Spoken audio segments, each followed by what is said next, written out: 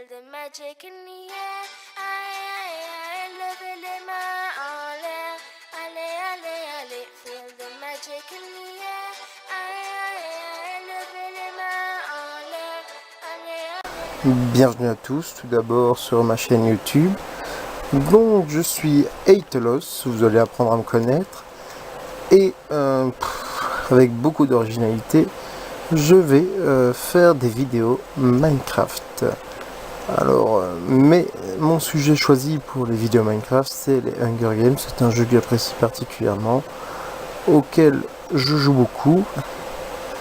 Et on va donc faire une petite partie ensemble. Je vais vous expliquer vite fait le principe du jeu pour ceux qui ne connaissent pas.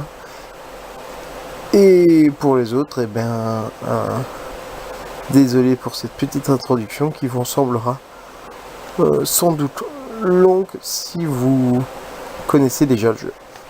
Donc là, je viens de rejoindre un serveur. Il va falloir attendre un peu pour commencer la partie. C'est bien, on va en profiter justement pour discuter un peu. Donc les règles du jeu, c'est 24 personnes réunies sur un serveur. On aura droit à une map que l'on choisit bien sûr dans cet écran d'accueil, et ensuite eh bien c'est chacun pour soi. C'est le principe du film Hunger Games 24, et il n'en reste qu'un à la fin.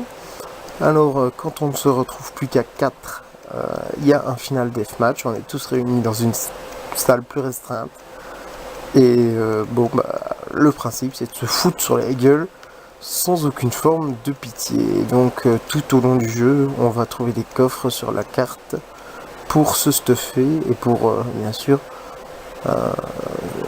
être le mieux stuff possible. Voilà à peu près tout ce qu'il y a à dire sur le jeu. C'est vrai que ça casse pas trois pattes à un canard. Le principe il est simple. Donc dans 20 secondes, 10 secondes pardon, on sera sur la map. Après il y aura encore une petite minute avant le départ, et on va déjà voir sur laquelle on sera. Issa de la Rosa. Donc ça c'est une map que j'apprécie plutôt.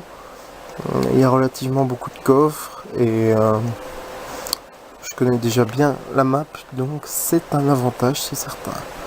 Alors on va regarder un peu nos adversaires. Bon, les skins classiques, un Jean-Kevin, là-bas on a Matrix, une Tortue Ninja et un petit tigre à côté de nous. Bon, ben voilà, 30 secondes, le jeu va être lancé. Donc là on est au début, hein. Là il va falloir courir le plus vite possible au coffre pour essayer de prendre le maximum de stuff. Ça c'est généralement quelque chose dans lequel je suis pas spécialement bon. Donc c'est vrai que souvent je skiffe cette partie là, mais le stuff est quand même assez intéressant dans les coffres. Donc ça vaut le coup de se battre. Hop. Une côtelette, non même pas. Bon bah on va tout de suite prendre un côté par ici. Voilà, c'est bien, c'est un côté que j'aime bien ça. Généralement, voilà, lui j'espère qu'il va tourner à droite. Non, il prend le coffre, c'est pas grave, on va de l'autre côté de toute façon. On va aller par ici. Pas de coffre par ici. Ici parfois il y en a deux.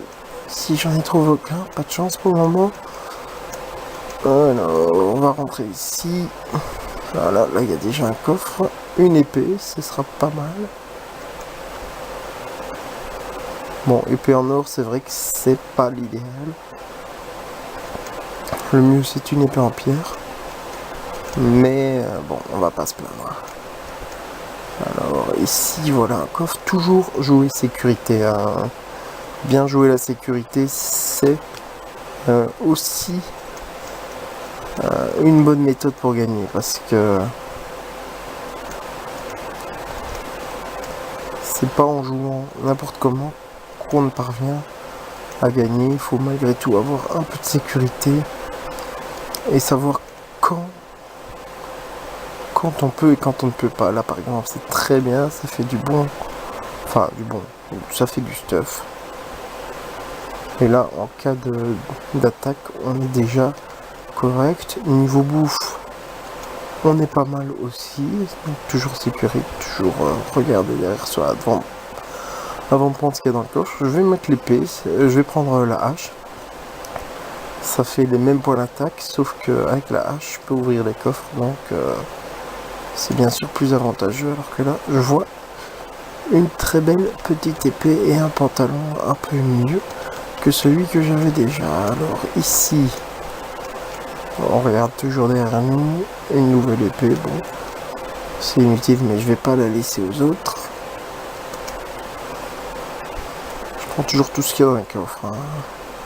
Je pars du principe que ça peut être utile à tout le monde, donc c'est toujours mieux de prendre. Voilà, pas grand chose dans cette tour, c'est vrai que c'est très décevant, même pas au-dessus. Ben là, je suis vraiment déçu. Et j'ai perdu du temps pour rien. Donc. On va repartir par là, hein, écoutez. Oh, vous voyez ce que je vois? Oh là là, épée en diamant. Alors là, je pouvais rien faire là. Épée en diamant. Même en le prenant par surprise, j'avais vraiment aucune chance. Bon, voilà, c'est un peu décevant. J'espérais faire mieux pour une première partie. Je vais vous la montrer quand même, parce que j'estime que même quand on ne gagne pas, c'est toujours... Enfin, je veux dire, on ne gagne pas tous les coups, et on apprend même des erreurs, donc voilà. Maintenant, vous saurez comment faire.